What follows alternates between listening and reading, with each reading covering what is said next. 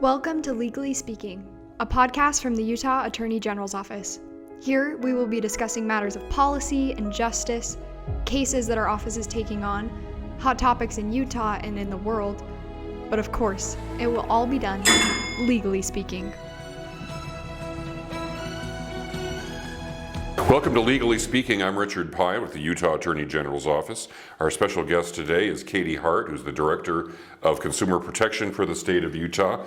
We're focusing on holiday scams during the holiday season, since that's upon us. Thanks for coming in, Katie. I appreciate it. Thank you so much for having me. Yeah. So one of the things about scams is that people sometimes are hesitant to admit or to report the fact that they have been scammed. How common is it for people to either blow it off because they don't think it's going to make any difference, or because they're just embarrassed? Well, I think both happen. Recent studies have shown that 4 out of 10 Utahns, is that the correct? Mm-hmm. Okay, thank you. They have fallen prey in the last 3 years to what they consider a scam. That's the people who recognize that they've actually been scammed. There's lots of people who have probably been fallen prey to various scams and don't even realize it. And then once they do, I think it's natural to feel a little bit of shame or stupidity for having fallen for it, but the reality of it is scammers are really good at what they do, and so it's very easy to fall prey. And I think we at the Division of Consumer Protection understand that kind of feeling, and our investigators are really great at working with consumers who've been harmed to work through those issues. But the most important thing to us is if you don't say anything, we can't do anything about it. And so we welcome complaints, even on the small dollar ones, because at the end of the day, if we're going to be able to alert the public to these scams, we have to know about them first. Okay. And so we welcome that kind of feedback. So before we go any further, what's a way that they can alert you? So we have a website that you can file a complaint. It's dcp.utah.gov. Okay. We have a phone line that you can also call in, and I believe we respond to most people within 24 to 48 business hours. So how do you tell the difference between a scam and maybe a business that's maybe they're just screwed up, or just a bad business? Well, at the end of the day, that's a judgment call. I mean, and in the beginning, when somebody calls in, we're not going to make that preliminary judgment call until we go get the facts. We give every business an opportunity to respond to complaints that come in. Of course, we want to hear their side of the story too. And then a determination is made, is there some way for these two parties, to the consumer and the business, to resolve it amongst themselves?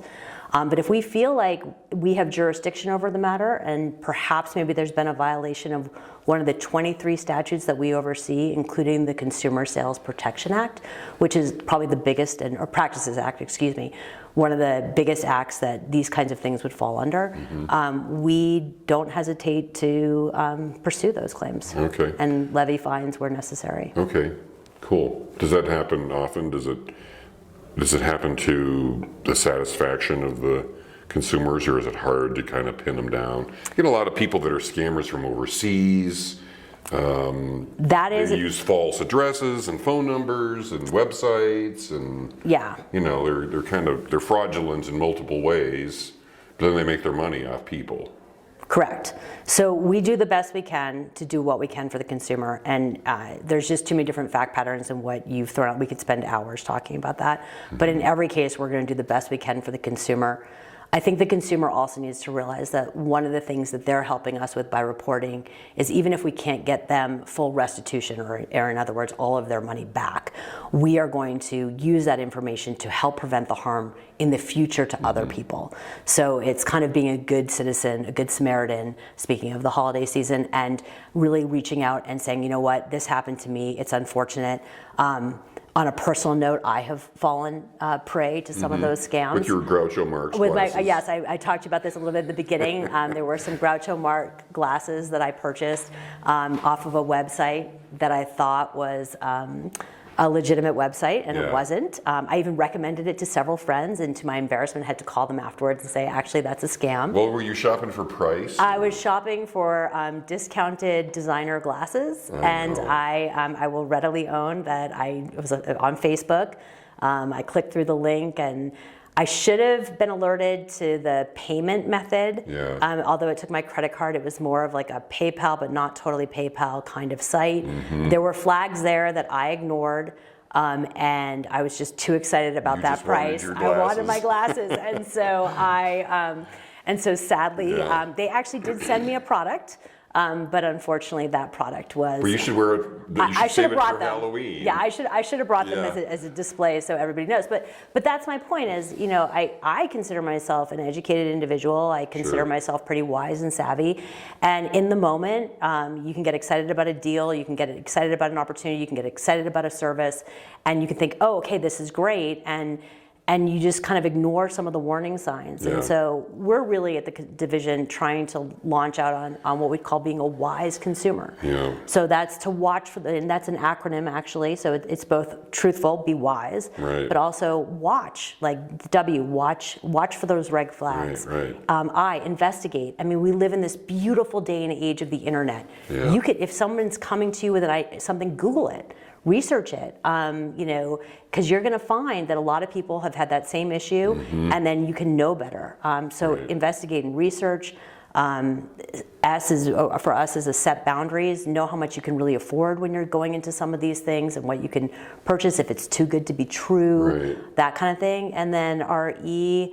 Oh my goodness, I'm spacing it for a second. Give me it, and I'll be right back. Oh, Okay. examine the fine print. We have Okay. so many contracts that come our way, and I know it can be really overwhelming to people. So review. Watch for the red flags. Yeah, I had 3 R's. Okay, so And I just lost them. Okay. Review, research, and what was the third one? We'll have to. Well, I was going with wise. We're not going to argue. Yeah, we're not gonna iron this out I'm right going. now, I'm going but- to with wise. So Okay. watch, investigate, set boundaries, Okay. and the E is going to be examine the fine print. All right, we'll start a new So internet that's it. campaign. Yeah, that's Yeah. it. We're going with wise. Okay, Be a wise. we'll figure consumer. that out. This sounds fun. Be better than I was with I the like glasses. that because we're all consumers. We can share. We can share in the in the experience and stuff. So you're not alone. Report it, review it, and get some. At least try. Yeah. So with how common is all this during the holiday season, particularly with charitable giving? So, interestingly enough, the Division of Consumer Protections, we oversee the charity's registration. That does not mean that we're investigating every single charity for their actions or their causes or their missions, but we do a preliminary oversight in which citizens of Utah can go on and they can look up to whether or not this charity has registered with the state of Utah. But I want to be cautious as I say that. That's a very minimum preliminary standard. But right? isn't it also true that you've got these phony charities like Children of the Corn or whatever it is, and Not then sure you've that's got only one, but then okay. you've got someone posing as the Salvation Army that isn't the Salvation Army. So is that a factor, or are there two things, or is it more commonly someone that's got a phony scam or a phony organization, and you're basically shoveling it into someone's bank account? Well, I don't have statistics on that for you today, but what I can give you is advice for consumers as they're being approached for donations. It's also the end of the year for most organizations, so they know that you have the double whammy of the holidays plus the end of the year for them, and so they're trying to gin up their fundraising numbers for their annual reports. So what you're going to get right now is a lot of people calling. And a lot of them are, look, it's the holidays. I don't want to do anything to dissuade people from being generous. I absolutely want people, I want to encourage people to be generous because a lot of people are falling on hard times right now. And if you have a little extra, it's great to give. Yeah, this year's brutal for people, I think. And so I don't want to come in here and say, oh, don't give, right? Or Right. be scared.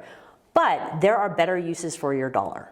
Right? And one of the things you can look at is when somebody calls you about a charity and it's not a charity that you already have a prior relationship with or you're comfortable with, again, I go back to look for some red flags. What are they asking you to give? What's the cause and the mission of that organization? You can actually do research into how much of that dollar that you're giving is going to their administrative costs versus directly to the cause that you think that you're supporting. So going back to the Children of the Corn, is it going to the CEO of the Children of the Corn, or is it actually going to the children? Right. Or is it going to the administration in general? Or the administration in general, to fundraisers. I mean, Yeah. that's a big one. Fundraisers themselves can take a cut, which is okay. Everybody has to earn a living. thing, but you might want to look at how they're balancing that out. And So again, researching it, and then look at the ways they're asking you to donate. Are they asking you for your credit card over the phone? Are they asking you for a cashier's check or cash only?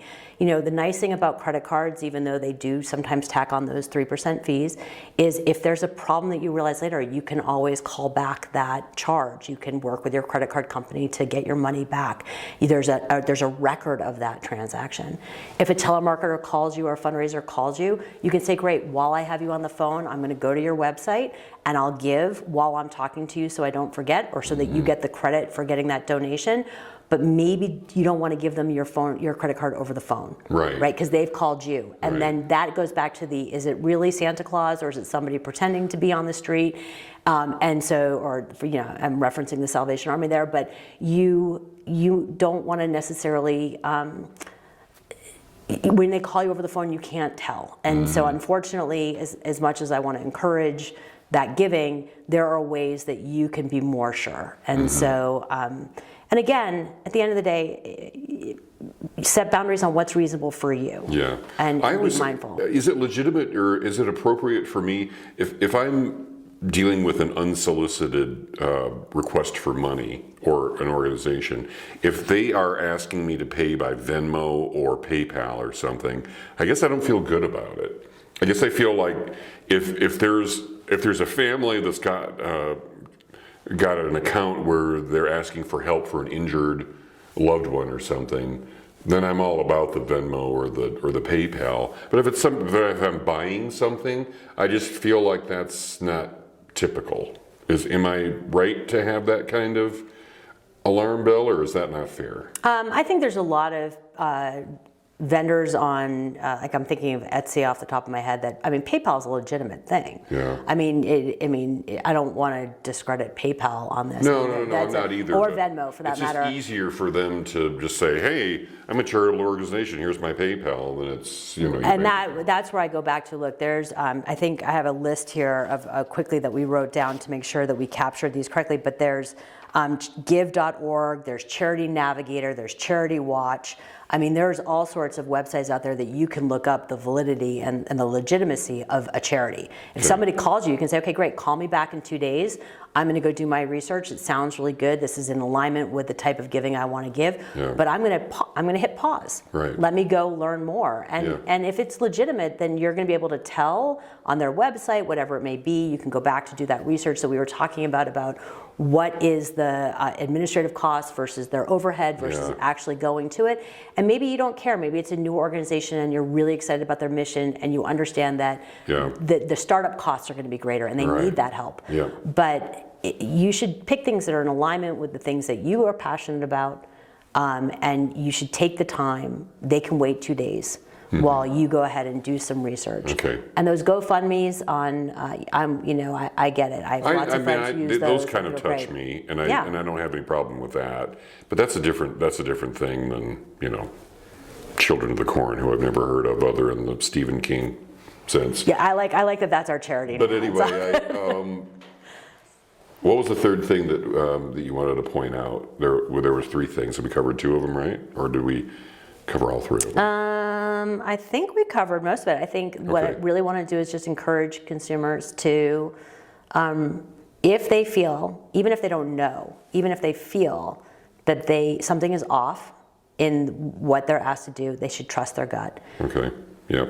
But I'm going to flip that a little bit and say some of these stories, as you were saying, are really emotional and heart-wrenching. And so scammers know that. And so you want to, I think, either way, whether you're saying, oh my goodness, this is such a great cause and I want to give, or, ooh, something feels off here, hit pause for a minute. If it's not something you're familiar with, spend a little bit of time doing that research. The information that we have available to us is great. At the end of the day, if you feel like if something's been misrepresented or you've been defrauded in some way, I would encourage you to reach out to the Division of Consumer Protection. Okay. Well, we can help spread the word. Appreciate that. We're happy to do that. I love consumer protection stuff. So that'll wrap it up for us for this edition of Legally Speaking. Katie Hart, the Director of Consumer Protection for the state of Utah, is here and promises she's going to wear her Groucho glasses next time. I'll See you next time.